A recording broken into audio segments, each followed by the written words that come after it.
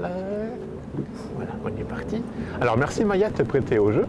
Le 6 avril, au Nouveau Monde, tu auras 180 secondes pour parler de ta thèse et puis la défendre, on va dire. Mais là, pour cet exercice, on va juste faire un tout petit tour de la cour de miséricorde et tu auras ce temps-là pour nous parler de ta thèse, expliquer en quoi ça consiste pour ceux qui te découvrent. Ça te va comme exercice? Ok, ça marche. Ça te va? Ok. Alors, c'est parti. Ciao Laurent. Alors, c'est parti, on t'écoute. Alors, je vais présenter donc le sujet de ma thèse.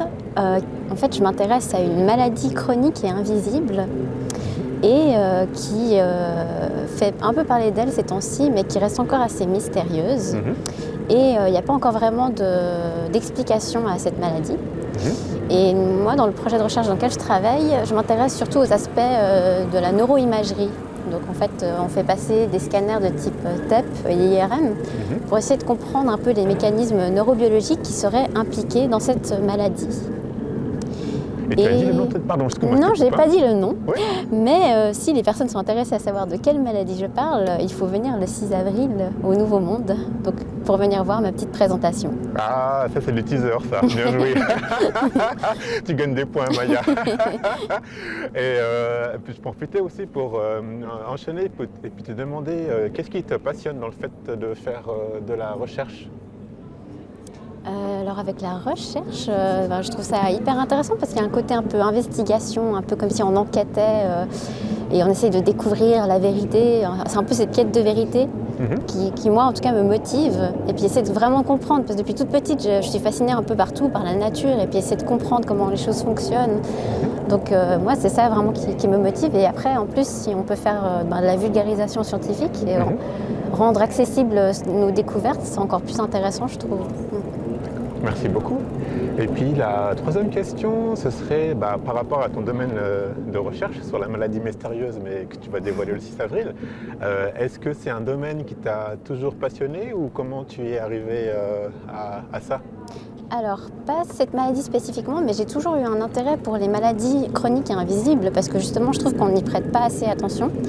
Et il s'est fait que l'Université de Fribourg a fait ce projet à ce sujet, donc ça m'a particulièrement attirée.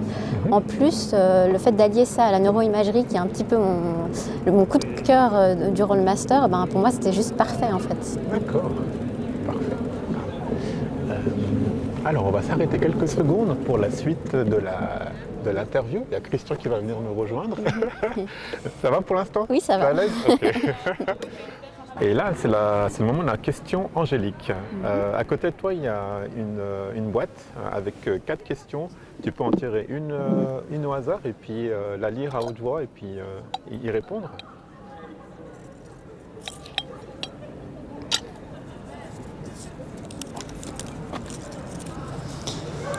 Alors, quelle personne célèbre ou non t'inspire? Pourquoi?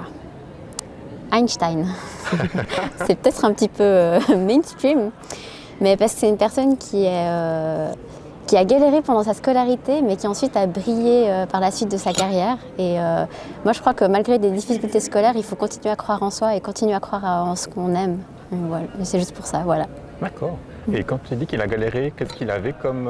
Est-ce que c'était par rapport justement à son quotient intellectuel ou il avait d'autres choses?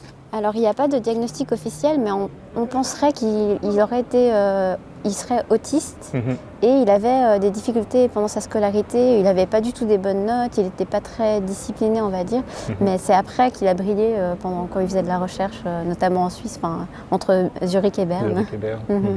Ah cool, merci beaucoup. Puis, toi, tu as aussi peut-être le même destin que lui. Oui, merci. Avec plaisir. Alors, le démarrage est toujours un petit peu technique, mais voilà, après, je suis à l'aise. Voilà, parfait. Cool. Alors, MT180 se passe au Nouveau Monde et je voulais savoir si tu étais déjà monté sur scène pour te produire devant un public. Oula, oui, mais ça date. Ah oui? Tu peux nous en dire plus? J'ai fait un petit peu de solfège quand j'étais petite et puis on avait genre un spectacle de fin d'année où il fallait chanter sur scène. Et j'ai aussi fait de la danse, donc j'ai fait un spectacle de danse étant petite, mais j'avais aux alentours de 10 ans, donc ça date. Oh, mais ça fait déjà des expériences qui sont bonnes à prendre pour le 6 avril, pour pour MT180. Et ça m'amène peut-être aussi à te poser la question de tes passions, de tes hobbies en dehors de ta thèse. Est-ce que tu veux nous en dire quelques mots? Oui, alors mes passions et mes hobbies, j'aime beaucoup dessiner. Mhm. Et j'adore dessiner surtout en noir et blanc avec des stylos. Et à part ça, je suis passionnée par la culture populaire japonaise et coréenne. Donc j'adore regarder des K-dramas, donc des séries coréennes. Donc j'adore lire des mangas aussi, par exemple. Et c'est des deux pays qui me fascinent. T'as déjà été là-bas ou pas encore? Alors au Japon, j'ai été une fois, mais j'étais bébé, donc j'ai aucun souvenir. Mais je pense que ça m'a marqué d'une certaine manière. Ok, excellent. Et puis, accessoirement, lors de MT180, il y a 3 prix à gagner. Des prix qui sont remis à la fois par le public et puis par le jury. Et puis, je voulais savoir si tu avais l'idée de comment tu dépenserais cette somme, si tu parvenais à gagner quelque chose. Oula, alors là, c'est un petit peu la honte. Parce que en fait, j'ai 33 ans et j'ai toujours pas mon permis. Ah ouais? Du coup, j'investirais dans mon permis si je peux gagner. Ok. Un investissement utile alors. Oui. Cool. Merci beaucoup de t'être prêté au jeu, c'est tout pour moi. Je ne sais pas si tu as encore quelque chose à ajouter pour convaincre le public de venir découvrir le thème mystère de ta thèse en vue du 6 avril. Simplement qu'il faut venir parce que c'est fun et voilà. Merci. Ouais. Merci beaucoup Maya et bonne chance pour le 6 avril. Et merci de m'avoir fait confiance et d'être prêté au jeu. Ça a été pour l'instant? Oui, très bien. Parfait. Alors on va s'arrêter là.